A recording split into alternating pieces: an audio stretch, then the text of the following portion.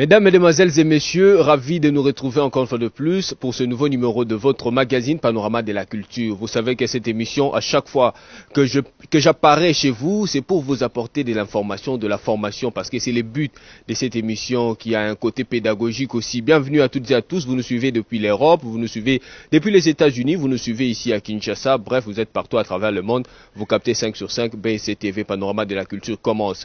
Vous savez que je n'ai jamais été seul sur ce plateau de Panorama de la Culture. Pour aujourd'hui, je reçois un homme de Dieu et pas de moindre. C'est quelqu'un que toute la communauté congolaise connaît, pourquoi pas les autres communautés aussi. Il s'agit du prophète des nations, le prophète Denis Lessi que nous recevons aujourd'hui. Prophète, bonjour et bienvenue. Bonjour. Vous allez bien? Oui. La famille, tout, ça va bien? Par la grâce de Dieu, oui. Voilà. Avec vous, prophète Denis Lessi, Torosola, Likambo, il y a la place des hommes de Dieu dans la société congolaise. Et ma première question est celle de savoir quel est le rôle, selon vous, prophète Denis Lessi, d'un homme de Dieu dans une société comme la nôtre? C'est d'éduquer la masse et les préparer sur tous les plans, sur le plan spirituel pour l'enlèvement, sur le plan social et sociologique, parce que nous sommes des acteurs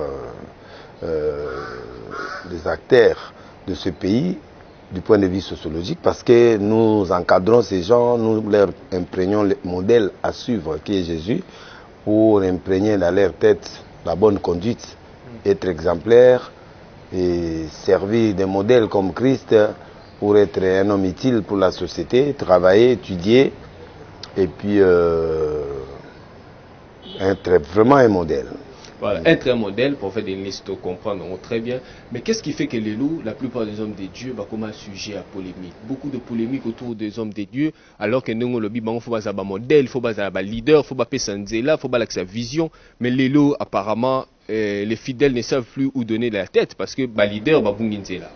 Manque d'onction, manque de Dieu, ils sont en crise. L'Église est en crise. On appelle ça, en langage prophétique ou eschatologique, l'apostasie. L'apostasie, c'est la faiblesse. L'Église, à un moment donné, si les gens travaillent à un moment, il fallait que les gens se mettent en doute pour aller chercher Dieu. Dans le passé, les gens cherchaient Dieu dans la vérité. Lingala au français, tout. Donc, dans le passé, les gens craignaient Dieu. Depuis qu'on a reçu des titres ministériels, apôtre, prophète, bishop, tout ça, ça a donné un peu des ailes aux hommes de Dieu. Et beaucoup d'importation des choses à l'église. L'église auparavant était pire parce qu'on croyait à notre Dieu et Jésus simplement. On est des frères. On est des frères. On s'appelait des frères. Après l'importation du ministère, c'est bon qui est biblique aussi, mais ça a mené l'image des Américains, les Nigériens, les anglophones, les francophones et tout ça. Donc ça a dérapé un peu. Les hommes de Dieu commençaient à avoir des ambitions, devenir puissants, riches, forts. Même ceux qui n'en avaient pas besoin, les gens étaient très naturels. Dieu travaillait en nous naturellement. Mais à un moment, et en voulant trop apparaître, devenir comme des dieux, ce qui a fait qu'il y a dégradation. Et s'il n'y a plus d'onction, des retraites, tous les gens ne cherchent plus leur Dieu en vérité, qu'est-ce qui se passe? Création des maquiona, des fabrications, des miracles, des prophéties. Alors, quand quelqu'un commence à fabriquer un miracle, il a l'argent facilement. Il ne va plus chercher Dieu. Donc, dans tout ça, pasteur Denis Lessi, vous avez confirmé dans les téléspectateurs ou non l'église, et ça, nous avons été commis business. L'église a perdu côté et commis entreprise. Oui, Nzambazali, pour les uns qui ont encore pieds sur terre. Comme pasteur Denis Lessi. Non, là maintenant j'ai des pieds sur terre. Seulement maintenant, pas avant. Non, avant aussi, des pieds sur terre. Mais j'avais beaucoup donné. J'avais besoin de me ressourcer encore. Et en se ressourçant, il faut mettre en doute certaines choses. Par exemple, des petites erreurs qu'on a connues dans le ministère, en étant immature. Parce que moi, j'ai cru en Dieu à 15 ans. Je suis immature. Avec succès, avec tout, j'ai prêché très tôt. Mon petit frère qui était notre premier passé, il a commencé à 14 ans, 13 ans. C'est-à-dire on a commencé trop tôt, on a passé puberté à l'église. C'est-à-dire il y a eu des erreurs qui ont été commises. Et qu'on ne savait pas que c'était des erreurs. Donc Au fur et à mesure nous grandissons, on voit les erreurs, la maturité naît aussi, et c'est ça. Mais les lots, pasteur Denis, les sites, sincèrement, l'ingala moi français pour que tu assures que tu dois atteindre la tenue. Les lots, en 2020, on a connu, nous par exemple, on était encore un peu trop jeunes qu'aujourd'hui, mais pasteur Denis, c'est ça la makamamine, na Kinshasa, au la République démocratique du Congo, en Afrique, dans le monde. Mais est-ce que les lots, le prophète Denis, qui est devant moi, peut aujourd'hui appeler les gens comme sur le stade 20 mai, il y a plein des arènes avec Arche de Noé, prophète Denis, c'est ma prophétie, est-ce que les lots, pasteur Denis, il peut confirmer qu'il y a la source babilo ko ya ba ani wana 10 fois goleka si ko naza mature na mature na biloko makasi na nzoto nzambe penda azongisi nga lokola net mwana donc nazongi ndenge nga na bandela nzambe parce que il y a pas trafic te confinement mais babiloko nzambe osala na ngande na uti ba mboka mususu so na bande yango begize belé kauka begize belé kauka mais nazo kende na influence te mais bato bazoya ba déviance privée na ndako ato na ba mona makambo na eso ba mona makambo et c'est pourquoi je vis paisiblement donc on a changé trop na si mutama kele le trop té mais na comme le témoignage de bouche en bouche na ça l'expérience pour ça sika pour cela l'accès image ba mambo nzamba osa mikolo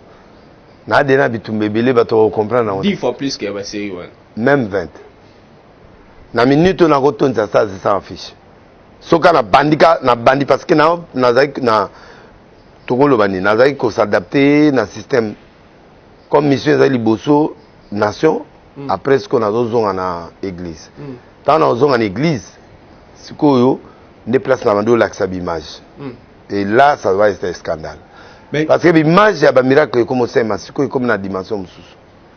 Je te dis, je blague pas. Simba TV, tu as compris la TV. Mais ce que tu as comme un écran prophétique. Simba TV, c'est l'équipe.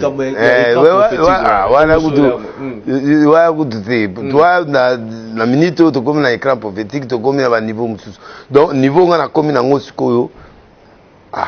Mais tu as prophète Denis, les finalistes, un magicien, un pasteur, ou un côté si magie dans l'église. Ah bon, on a condamné à Ondé. On a confirmé que vous êtes magicien. Non, on a bien. Si vous êtes un magicien, vous corriger Bangondine, vous attaquer Bangondine. Parce que le royaume moko est divisé. Si vous êtes un magicien, vous condamnez Bilorandé.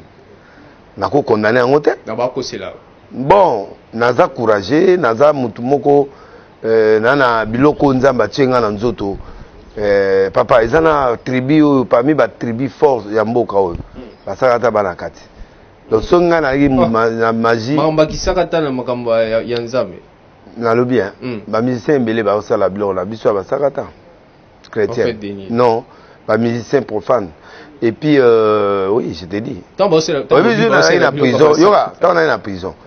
Ba sakata mo bayaki. Ali mo totem na directeur ali mo ya keli banda.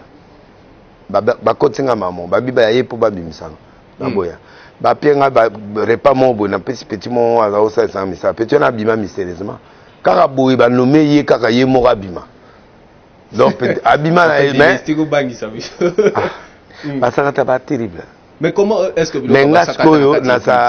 non, moi je voulais tout simplement te dire si je pouvais prendre des fétiches, je devais prendre des par rapport à la tribu donc ceux qui n'a boy biloko wana c'est-à-dire qu'il n'a pas besoin de magie monter parce que biloko ya makasi ya ngwana esenga kudu muta kufate kuna paquet à café tout ça va pesi yo ba on veut le biloko moi makasi c'est-à-dire oya boy mboka mu metele mi simanao mais là, les conséquences, c'est belé. Donc, tant que tu as des kuluto bazwa biloko wana, il y a un succès makasi. Mais, ceux qui n'ont pas eu biloko wana, c'est parce que je crois en Jésus. Na mona ndinga zwanga, na mona biloko asala nanga, je n'ai pas besoin de ça. Donc, moi, je crois que bon nzambe ceux qui sont nango, prière ezali, consécration ezali, nganga kutu nazo benga na ba magicien ba osanza ba makila donc na moni force à magita. Pour na mo magie yango soto ali boso na ba onto lal sa bango. Voilà, au moins on force à magiter. Tout au début de cette émission, tout le but que Tolo Belmamouam et Sika Bassal Yanzam la société congolaise, au lobby que Moussa Lanzam Baza leader, Azamuto Apé Saranzela. Ces derniers temps, le prophète Denis c'est une actualité, parce que après ça la presse, ça sera toujours autant la presse, ça c'est quelque chose à encourager, à féliciter. Pour Batumsu, il y a comme une arène, ça a peut-être importance péter dans la presse, mais vous êtes toujours ouvert, ça c'est bien. Osa Kolobaming, il y a des médias que non, écran prophétique. Et comme écran prophétique, Nzambala Kisio, qui est l'ancien président Joseph Kabila, l'actuel sénateur à vie, à Kozonga sous son place. C'est quoi cette affaire, prophète Denis? Bon, l'écran prophétique est à dimension, il y a haut niveau prophétiquement. C'est-à-dire, Paul Alobin a 2 Corinthiens 12, 1 à 3. Je suis monté au ciel. Je connais un homme qui est monté au ciel, qui est allé jusqu'au 3e paradis, au 3e ciel. Il a vu des choses qui n'est pas permis à un homme de parler. C'est ça l'écran prophétique. C'est-à-dire, dimension mongo bouillé, tu vois les choses claires. Azaï n'est évangéliste, Azaï n'est apôtre, mais Azaki ko ça va miracle. Mais là, à quel niveau moussous? Niveau à Nabiloko ya comme mona, so lobby alors les fois ça la scandale. Y'a un moni profession a créé scandale. Professeur yo monagi nini? Je vis clairement Kabila rentrer au pouvoir avec une personne, c'est-à-dire directement ou indirectement. C'est-à-dire Azongi président ou Mutunaye Moko Azongi président. Mais il y a qu'en doublette, c'est-à-dire qu'il y a Moko, mais il y avait quelqu'un à côté. L'interprétation prophétique me dit c'est une personne proche ou une personne où il y a une obédience Azongi président.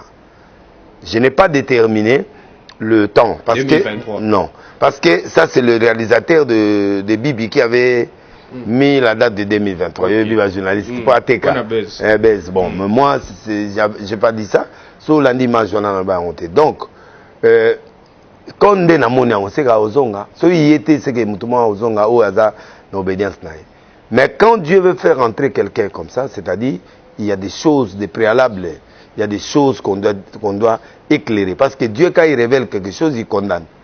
Condamner veut dire, si les gens sont motivés, si les gens sont prêts au message, Dieu va changer. Mais pourquoi pas Dieu pouvait vous montrer Makambia Lelo? Il y a notre actuel président. Maintenant, ça colle.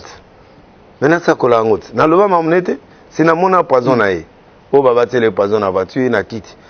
Bah, il y a un problème. Mais il y a des gens qui votent parce qu'il y a une sécurité. Il y a des gens qui ont préparé le terrain. Ça fait partie. Tu crois que tant que il est en danger. Le danger, ce n'est pas seulement quand on est parti au poison à quitter. Non, ça peut être partout.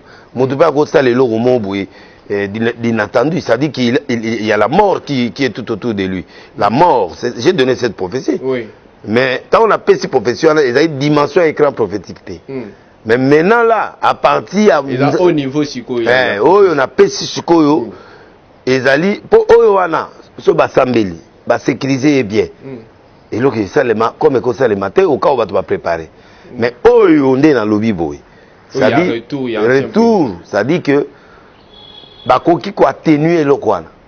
Ba sili ça impact na ye, retour na ye, créer une seule condition, ba to yo ba kozala va ya ba bosani sa biloko ya sala. Ok. Bazala au-dessus de ce que lui l'a fait. Tout ça fait partie du message. Oui, ça fait partie du message. Parce que quand tu donnes un message, il y a une interprétation prophétique. Bon, les combattants, les ennemis de Kabila ont pris ça chaud, en 2023, à chaud, sans étudier, sans poser la question. Moi, j'ai donné la prophétie pour laisser... La prophétie, c'est une grossesse d'une femme. C'est-à-dire, écolara. Où est ça l'avortement? Et que ça, l'avortement soit mélikis. Tu peux soigner les imités. Ndébimi. Mais ceux qui aiment bimi, ça va. Et créer un problème. Mais ceux qui aiment botami, ceux qui vont soigner en botama. C'est-à-dire, je voudrais dire quoi? Quand Dieu envoie un message, c'est pour que le peuple actuel se prépare, pour le futur se prépare et pour que les gens prennent des dispositions pour que. Ce qui y a Oya, pourquoi Ozonga? Nasakola, il y a 15 ans, Mobuta Ozonga. Oh, c'est à Koufaïnaï. Batu Batombogi, ba prophète de la Bangwana ba fâché. Ngabi o. Mobuta Ozonga. Babe Ozonga ndeli ngabi na habité. Mais Batu Eju ba olelaye. Au monde effigie Mbudede. Au monde, drapeau impérité. Il est là. C'est-à-dire les gens ont pensé à lui. Personne ne l'a fait oublier. Bado tambolanga na babiro na ye. Palais du peuple yatika stade de Matibo ça va prier kakuna bokena ba réunion politique kakuna. Pour maréchal bo legela ngwana bokende kosala ba makambo na côté ba Congo. Nani palais de la nation ye. Bilo presque oya bola na banda ko na. En fait Denis il faut expliquer bien makambo ya écran prophétique wana pour que on la confusion na mito ba. Oui, le problème ya bato ezali Poupou, il prend sur l'information. Sans pour autant, on a pensé que comprendre le prophétie. Nalandi, combattant moi Zoloba, combattant moi Yakin. Aloba, tous soutenir mon kuna parce qu'il y a Zoloba mamboya vrai. Vrai ni na Zoloba. Yo, mon vrai na makambo. Yoga na c'est tout mon kuna Zoloba vrai. Den lesi azogene mamboya kumisa Kabila. Qui a le thermomètre de tous les peuples congolais qui balinga Kabila? Qui a le thermomètre? Parce que le cœur de l'homme est tortué. Le cœur de l'homme est tortué. Ce qu'on voit, ce n'est pas ce qui est. Ça, c'est une erreur que les gens commettent. Des erreurs. Le ministre va vivre ce qu'on a bureau à Kabila.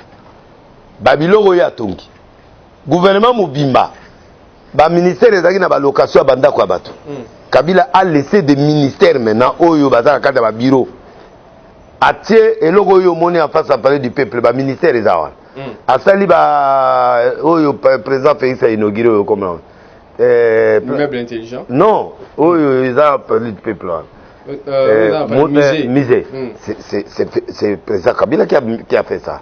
Donc Asali ba meuble intelligent, Asali ba biloko a moderniser ville.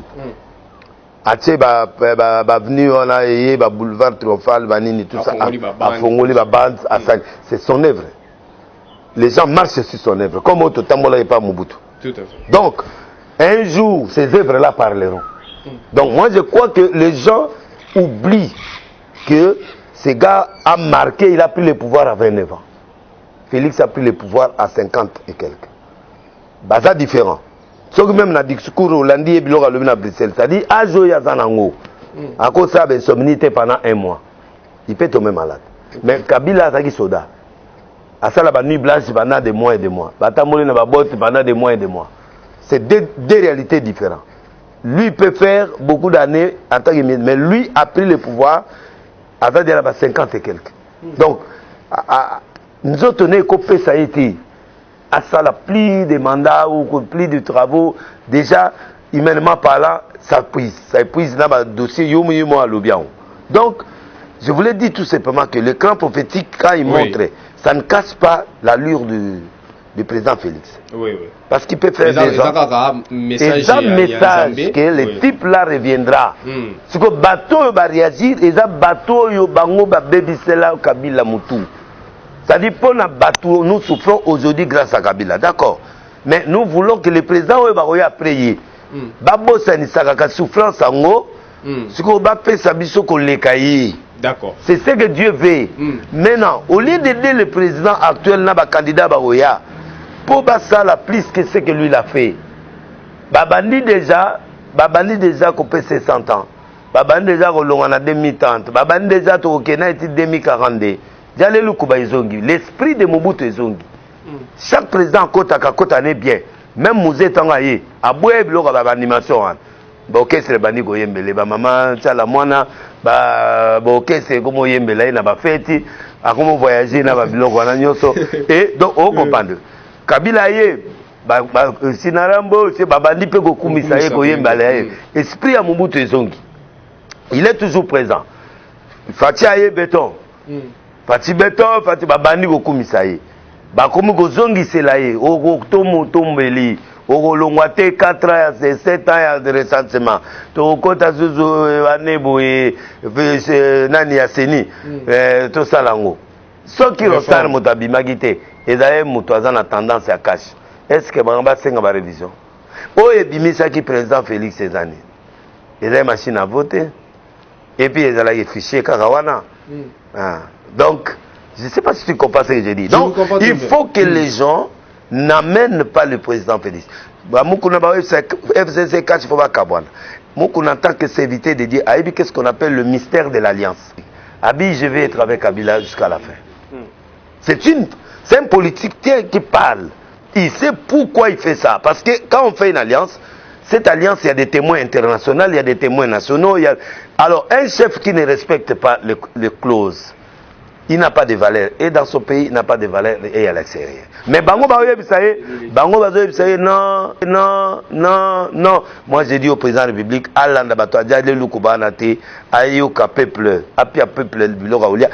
de cet état de droit. L'état de droit, il magistrat chance, ça la banquette avant au Kangamutu. Tant que Kangayo, ça dit, prévient. Ozomona mutaki afuni Moïse Mbie lelo Moïse sort mutaki afuni Mukuna Kuntukuna est dehors, tu vois. Les PDG mon bakangi ba PDG ba bimili banda. Un magistrat ne peut plus venir chercher l'information na kati ya epa ya mukangamité. Bon, yebisa biso boye biso to relaxer. Wala biloko service secret ba ner manine. Quand on va zu mutu a pesi ba information ba léger ndenge za na ba FBI partout dans le monde. Mossad. Mais là, nous parlons de la magistrature, état des droits. C'est-à-dire que Moutoua Koti Bakangi, avant Bandima Bakanga Moutoua na Kota Makala, toi Kota prison, il faut vérifier. Il faut m'arranger à la claire. Claire, quand qui a quel libéla. Soga ok libéla te bo succès la parquet bo PC liberté pour Zagawana comme ça Abandaya au Samba. D'accord, pour fait permettre que tout évoluer. Tout évolué, moi, dans l'émission, je pense que les téléspectateurs ont compris. Mais quel est aujourd'hui le climat qui règne, l'ambiance qu'il y a autour de vous, les hommes de Dieu? Quel est le climat? Relation non, la relation est bien. On a condamné message. On a dévoilé et puis parce que nous avons repentance, et puis nous avons donc c'est tout. Et puis, il va y avoir la reconnaissance. Conséquence, l'église est arrivée à Cameroun, tu vas côté de la prison, tu vas dans la prison, Bambi et la réputation est béba. Tu vois? Général Soni, Baché, destitué, remplacer le prophète Dodo. Comment évaluer mise en place? Bon, et là, coup d'état spirituel. Ah bon? Oui, il ne faut pas se réconcilier. Il faut pas se réconcilier. Mais parce que le loi Albert a commis autorité morale et RSC, il a raté dans la Bible, mais a commis autorité morale. A changé statut. Nicolo. Donc, c'est pour démontrer que l'église est en panne. Et les confessions religieuses sont en panne. Donc, tout ce qu'ils sont en train de faire là sont des blabla. Alors, blabla, c'est un esprit, dans mon écran prophétique, esprit de dédoublement. Président Félix Aza, président, Fayoul Aza et lui. AFDA. Wenge Muzika, Wenge Tonatona, Wenge BCBG, Maison Mère. RCL Sony, RCL Kakeza. Au coup de la mboga moko, deux présidents. Au coup de la mboga moko, biloko deux. C'est un esprit qui ne peut pas développer. Moutaonimate. Jonas Alobi, grâce nanga, pour nanga de bino bobo qui biloko la mina na mai bosa ba perte, grâce nanga de bino bozo souffrir. Bobo anga na mai nakid. Il faut que quelqu'un fasse une concession. Félix Assa bimi d'accord, ngai ba na yoka ki ke na bimaki. Mais preuve na maboko boye na ngote na vanda gagné, na préparer semaine pour l'élection zoya. Mais donc jusqu'à aujourd'hui, le prophète Denis, on a toujours dans la logique, donc il n'y a même pas 5 pasteurs qui ont mis la compétition. À mon côté, il y a 12 équipes qui ont 24, mais ce qu'on a à Moutouté, à part Kélan. À part Papa Kélan. Nana Moutouté. Mais na moni bakou to moni na bato to ndimaki bazemisi bato to ndimaki bakomi ko sala bekobo bato to ndimaki ba omela ba whisky ba vodka bato biso to ndimaki serviteur quoi oui mais niveau biso to asiko to ne la boyo kangana moi c'est olobake satan mekinga non na lingiango. Oui, parce que le Saint-Esprit, l'État aux autres, il est comme un hôtel à Olobelote. Papa, il procédure à l'itoy, procédure à rendez-vous, procédure à hôtel, il y a un côté à moi, c'est pas l'ando. Mais ça, le Saint-Esprit à Olobelote. Mais quelle peut être la solution dans tout ça? La solution, c'est la repentance sincère. L'Église doit rentrer dans ses premiers amours. L'Église doit se repentir, l'Église doit chercher Dieu. L'Église, c'est l'esprit, d'accord. L'Église, c'est spirituel. Mais je parle, les individus qui conduisent les églises doivent rechercher le Dieu qui nous a bénis hier. Sans politique. Sans politique. Tokena ba stade sambonga kabila, tokena ba stade sambonga kabila père, sambonga ya musée, sambonga mubutu. Nzambe wana kena wapi? Nzambe okakeza za obeta veste wana batu bazozwa mulimo. Aza wapi? Nzambe asonika futo zabo azali kotondisa ba fille de Sarah. Na tuna ake wapi? Nzambe wana o dodo kamba azala côté ya kalawana aza wapi? Nzambe o delile sa osa ba play batu ba okima mambango. Yo se zongeli ete olobito. Non, ngana zongeli mais nazolo basiko ke Nzambe ona biso wana to zongele politique to tia. Secret prophète. Secret to tika politique. To tika lokosa mbongo. Et embrouiller pour l'église comme politique, comme parti politique. La confession religieuse est comme plateforme politique. Donc, donc ça sert à rien. Parce que kuna na katine bazo former pour un président de CENI qui fabrique des présidents, qui fabrique des députés et des gouverneurs. Donc, il doit être un fonctionnaire qui est en train de jouer le rôle d'arbitre pour voir que oui, le cas est beau compter, ok, Mouto Abimi, sérieusement, même si la corruption est à 1%, mais au moins 90% est vrai. Merci beaucoup pour faire Denis Lesito, qui n'a pas eu entretien à Bisso ou accordé Bisso, mais Yolobi aux Ongeli Nzambe wana oya kala wana osa samno ba plein na ba stade des pieds sur terre niveau à prophétie Mathieu écran prophétique ndengo lobi wana ba téléspectateurs balandi. Mais comment on s'est retrouvé sous ce pas Koffi Olomide? Nazar de Noé. C'est-à-dire, je suis venu pour les mauvaises personnes. Nganazali la bornete, nganazali ACKT, nganazali église de Noir en Afrique, nganazar de Noé. Asene veut dire nyamaya bambe na malamba kota. Pour gagner Koffi, il faut y vérifier. Mais il y a des choses chez Koffi. Koffi, c'est je l'ai connu dans le moment moko oyo tous années bami. Ça c'est un. En dehors ya Yesu na ba potre nyoso azali na Jean alala na mupende na ye. Ayebisaka ba secret. J'ai une amitié sincère avec Koffi. Avec Fali. Fere maman na ye a salmelaka na arche. Akende poto. Mais a koli safere na arche. Surtout ni fere que surtout ni maman na yo asambelaka wapi. Abiso maman na ye aza mundi mi adeni c'est mon partenaire. Na liaka ba dimi na ye. Donc ba bana nanga ba héritier na bana nanga ba yaka na arche. Ils se sentent à l'aise parce que arche de Noé ezani. Bantu baboyi na bango kota. Mutakota ka bana na ye mongo Noé. Nabanyama nzaba bizwa deux animaux impurs et pires comme ça. Yo ozoke ne kobikisa mokili otie ba animaux impurs sunde. Les animaux impurs ce sont les histoires qui typifient les hommes mauvais. Est-ce que oyoka na kati ya arche de Noé mutakufa? Oyoka nya wale mutuboye, o nguma meli eloko boye mutakufa te, il y avait ni mort ni maladie, tout le monde est sorti. Dieu voulait garder ses mal à race. Moi, ma mission c'est de garder la race et de supporter l'odeur ya ba cacao dans la kati.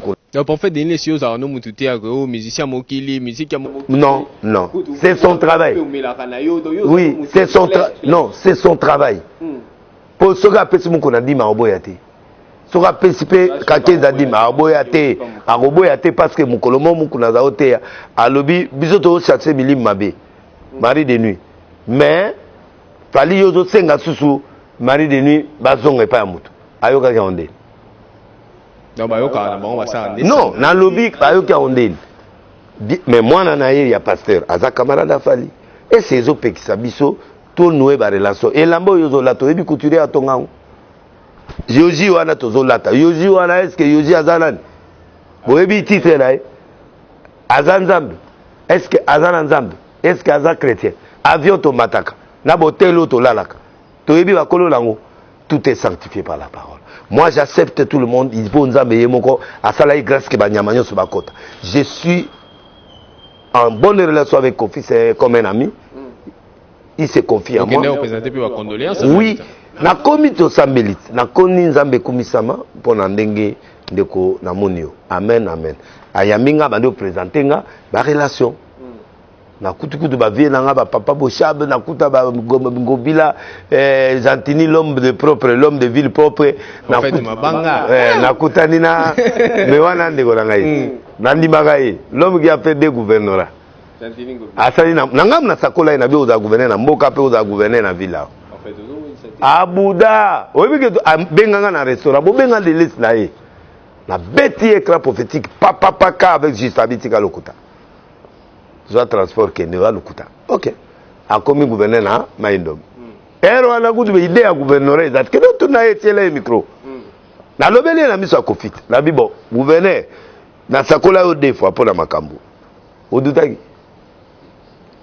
nye Luganga vous comprenez Abi de Québec de ça va prier là et pinga la Bible l'homme a bien na kindotala donc ça on m'a bêté ndi bazo ko le bilango bon et qui juge les gens moi je suis pas dans le jugement des gens moi je suis arche de Dieu moi je fais ma mission et ils font leur mission je ne les condamne pas mais prophète Denis Satan que mosala nzambe fa ko zarape na moi moi distance na moi makamsusu pour éviter pe moi ba scandale mususu net nini scandale nini ba passer rebelle ba melaka lotoko ba melaka ba vino yokanga ba tiara ba volcan na kata milanga mai ba zo kota ba boîte ba tie ba lunettes je les connais ba zebele na ngao na clair OK ta yo zo ke boîte na yo ka musique a confiter yo vana VIP ba omono te maneta noire malgré molili mais ta yo vandi wana nzambe mutazo mona yo bie batu